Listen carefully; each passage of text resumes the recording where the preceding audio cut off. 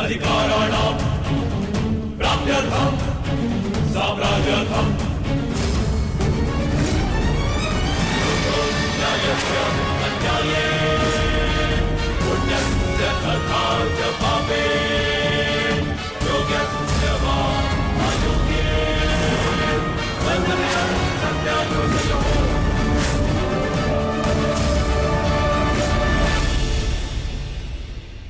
मैंने तुम्हें पहले ही चेतावनी दी थी अंगराज, विवाह के समारोह में कोई भी विकट परिस्थिति उत्पन्न हुई तो उसका परिणाम भी विकट ही होगा। मैंने भी चेताया था कि मैं यहाँ केवल अतिथि बनकर आया हूँ,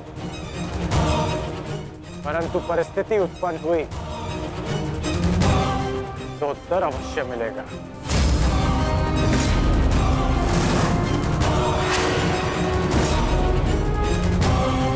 ठहरो, यहां कोई युद्ध नहीं होगा। मत भूलो कि ये अभिमन्यु का विवाह है। भीम, अर्जुन, कम से कम तुमसे मुझे ये आशा नहीं थी।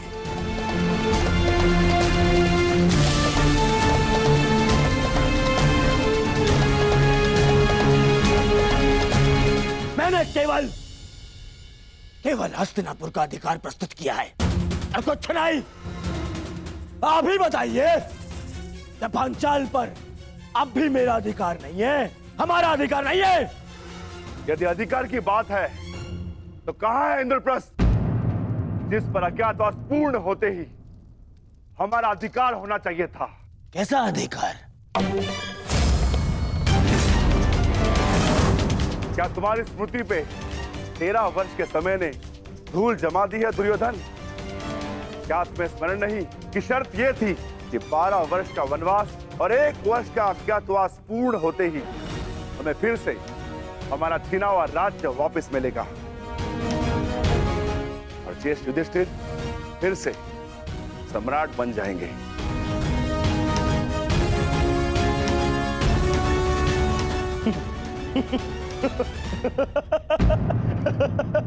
मामा जी, आपने सुना विक्रोधर भीम ने क्या कहा है? अधिकार।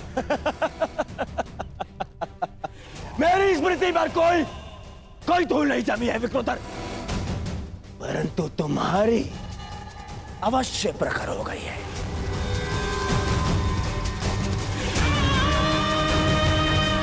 क्योंकि मेरी गणना के अनुसार तुम्हारा ज्ञातवास तुम्हें पहले ही भंग कर चुका हूं, इसीलिए मैं तुम्हें कुछ नहीं दूंगा। कुछ नहीं मिलेगा तुम्हें। और वैसे भी विराट युद्ध में मैं पहले ही घोषणा कर चुका हूं कि इंद्रप्रस्थ पर अब भी मेरा दुर्योधन का अधिकार है।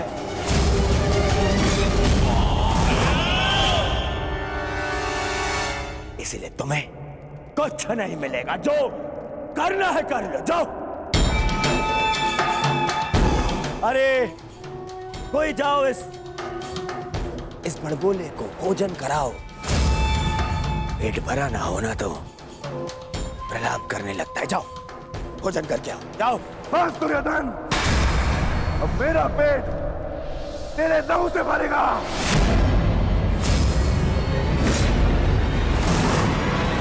सावधान दुर्योधन।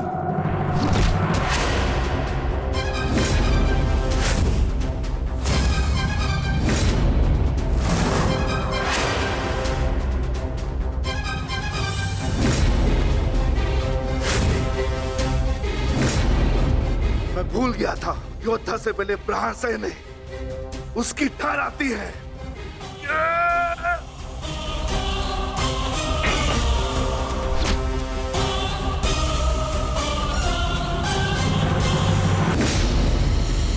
श्रेयस्कर यही होगा, तुम इस प्रकरण से बाहर रहो कर्ण। ये राजपुत्रों का प्रकरण है, तुम जैसे सूत पुत्रों का नहीं। ये भूमि के अधिकार की बात हो रही है। रथ की रास थामने की नहीं। मैं केवल एक ही भूमि जानता हूं, और वो है रणभूमि,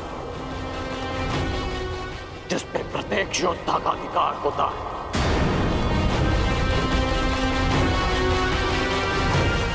चाहे तुम जैसा भगोड़ा राजपुत्र हो या मेरे जैसा सूतपुत्र। तो ठीक है, आज मैं तुम्हारे योद्धा होने का भ्रम ही तोड़ देता हूं। देखो तो सही, रथ की रास थामने वाले हाथ कितनी देर तक मेरे समक्ष अस्त्र थामे रह सकते हैं।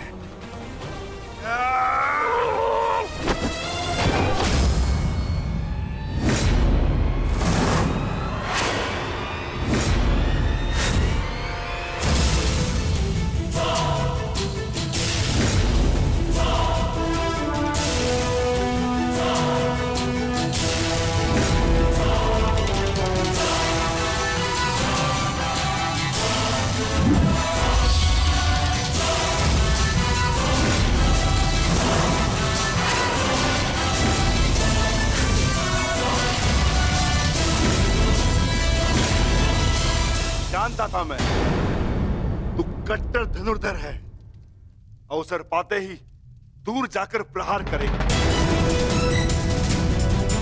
वीरों की भांति सामने खड़े होकर युद्ध करने का ना तुम्हें साहस है, ना ही बल।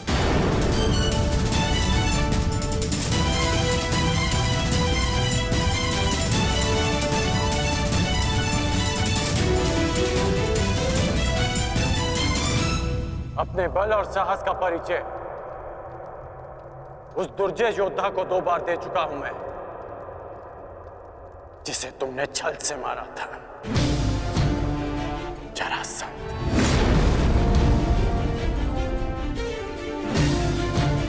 क्यों ना आज तुम्हें भी जरासंध का स्मरण करा दूं।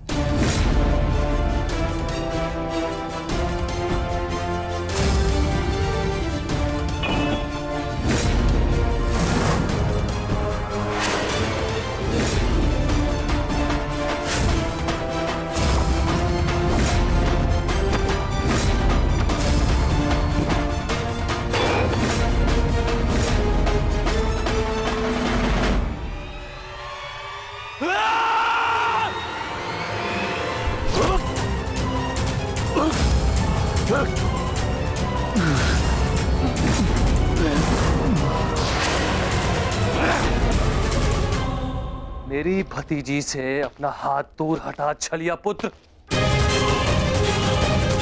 मैं तुझे अंतिम चेतावनी देता हूं, लक्ष्मणा का हाथ छोड़ दे।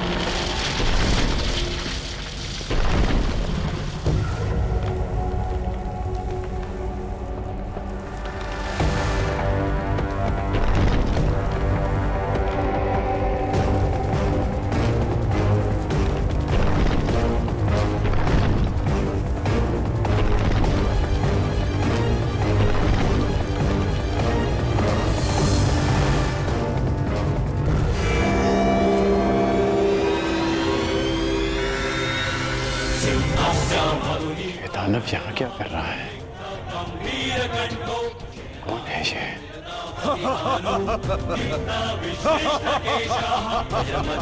गजवीश भगति लंबा पीनासबाहु सोव्यत्कं राक्षसीजो लोकवीरस्य पुत्रः।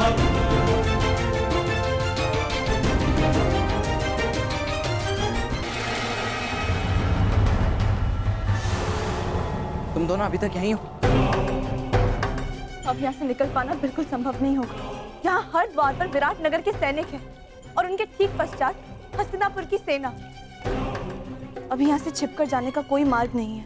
तब तो केवल एक ही मार्ग शेष है,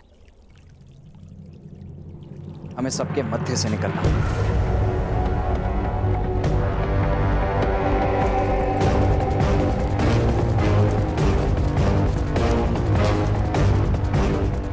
ये कौन है? जो भी हो, वरदान इस समय हमारे लिए। सब इसमें व्यस्त है, रुको मत, चलती रहो।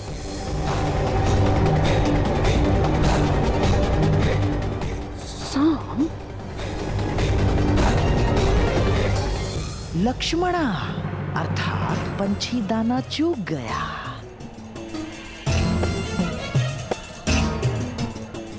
तुम्हारे पिता को कितना गर्व होगा साम, महान वासुदेव का महान पुत्र कितने महान प्रयोजन को लाक्षित कर रहा है। बस शीघ्रता से निकलना मूर्ख। तुम ना इस सभा में आमंत्रित हो और ना ही युद्ध में तुम्हारा आवाहन किया गया है। तुम हमारे मध्य आने वाले मूर्ख कौन हो? कौन तुम? मैं महाबली वीर भीम और माता हिडिंबा का पुत्र घटोत्कच हूँ।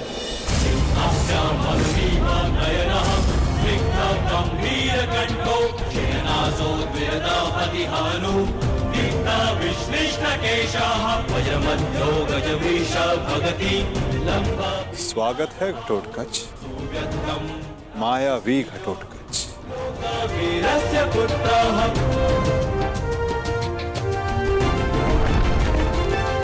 मेरे पिता पर शस्त्र उठाकर तूने भूल ही नहीं अपराध किया है। अब उसका दंड भुगतने के लिए तत्पर हो जाओ। मैं तुम्हें क्षति नहीं पहुंचाना चाहता भीमपुत्र। ये तुरंत मेरे और तुम्हारे पिता के मध्य है, तुम इससे दूर रहो। कैसे दूर रहूं अंगराज? मेरी समस्या ये मेरा विशाल शरीर है जो इतना बड़ा है, मैं कहीं भी चला जाऊं पर दूर नहीं रह सकता।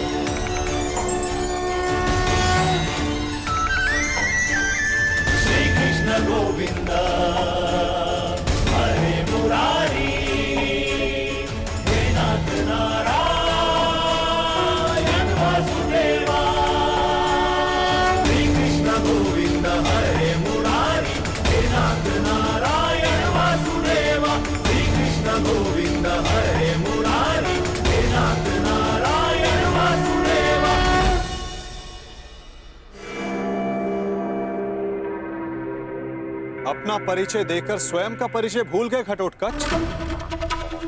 तुम भीम के पुत्र हो, एक पांडव पुत्र हो, जो अपनों से बड़ों की उपस्थिति में शस्त्र क्या दृष्टि तक नहीं उठाकर देखते। तुम जिस कुल से हो, उसकी मर्यादा और रीति का सम्मान करो। तुम ये मत भूलो घटोत्कच कि तुम यहां अपने भ्राता के विवाह समारोह में आए हो, ना कि किसी युद्ध में। क्षमा चाहता हूं वासुदेव। और अंगराज तुम, ये तो बालक है, परंतु तुम तो बुद्धिमान हो। तुम ये कैसे भूल गए कि ये कोई रणभूमि नहीं,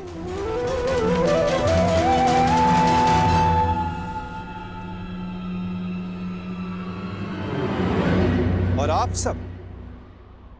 आप सब एक अतिथि और अतिथि की मर्यादा कैसे भूल गए?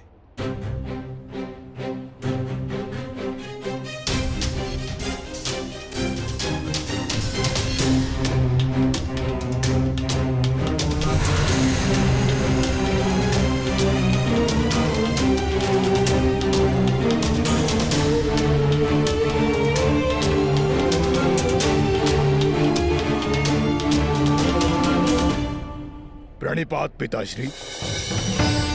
आयुष्मान भव पुत्र।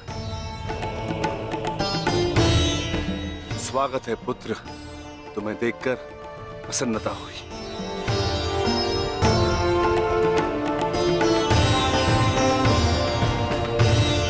अब चिंता की कोई बात नहीं। अब आप सब विवाह स्थल की ओर प्रस्थान करें।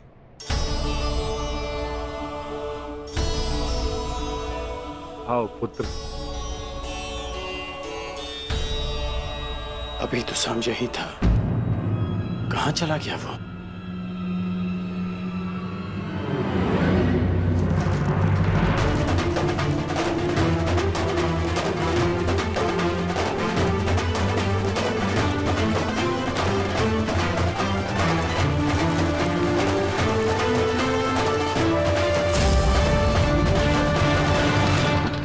कुमारी लक्ष्मणा, मैं कुमार उत्तर। क्या तुमसे दो क्षण बात कर सकता हूं? देखो, अन्यथा मत लेना। वो मैं तुमसे विवाह से पूर्व बात करना चाहता था, तुम्हारे मन को जानना चाहता था। कुमारी लक्ष्मणा, ये द्वार खुला क्यों है? कुमारी लक्ष्मणा, क्या मैं प्रवेश कर सकता हूं?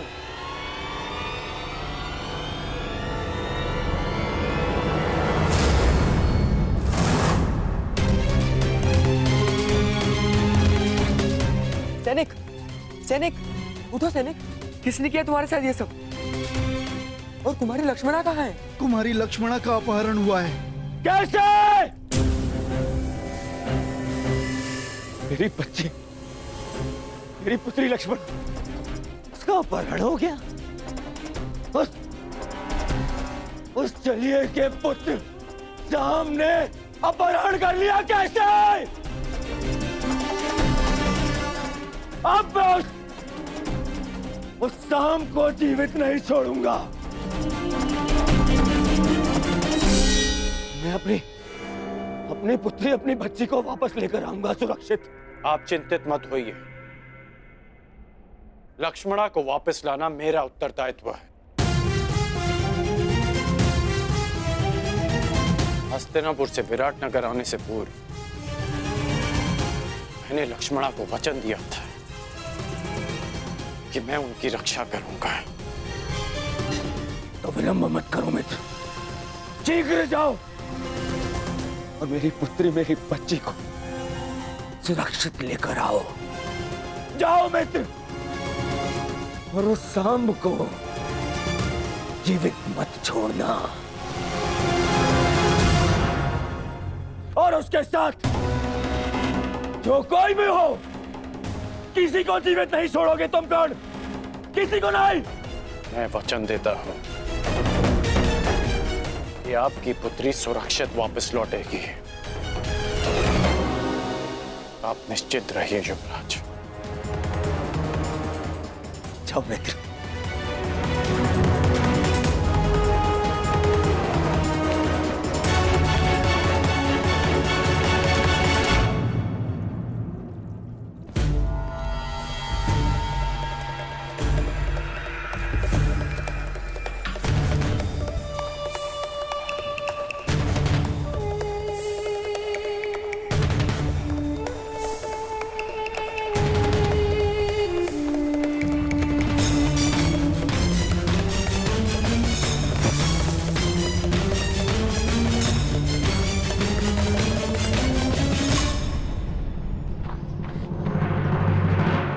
बस ना, अब मैं बहुत थक गई हूँ और नहीं दौड़ा जाता।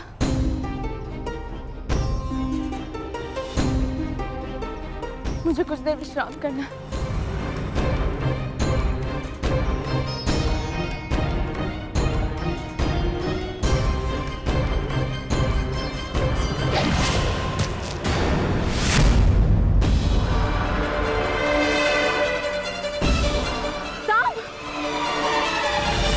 कदाचित उन्हें अपहरण के विषय में ज्ञात हो गया। हमें शीघ्रता करनी होगी। चलो। जो भी मार्ग में आए उसे जीवित मत छोड़ना, परंतु सावधान, तुम्हारी लक्ष्मणा को कोई हानि नहीं पहुंचनी चाहिए।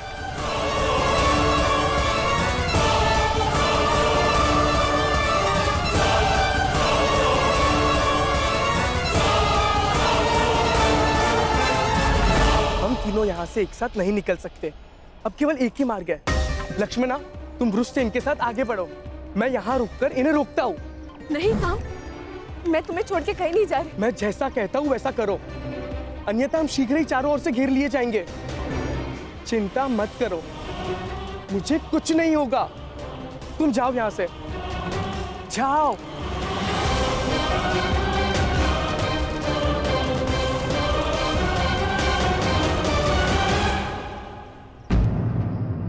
शाम कहाँ है?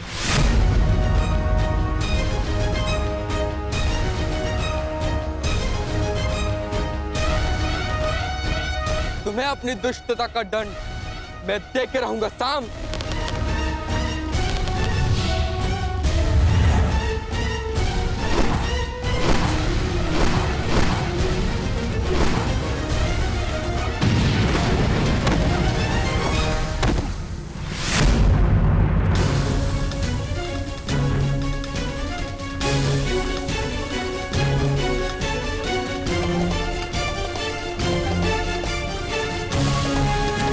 पुत्र, पुत्र उत्तर, पुत्र, पुत्र, पुत्र उत्तर, तुम ठीक तो हो?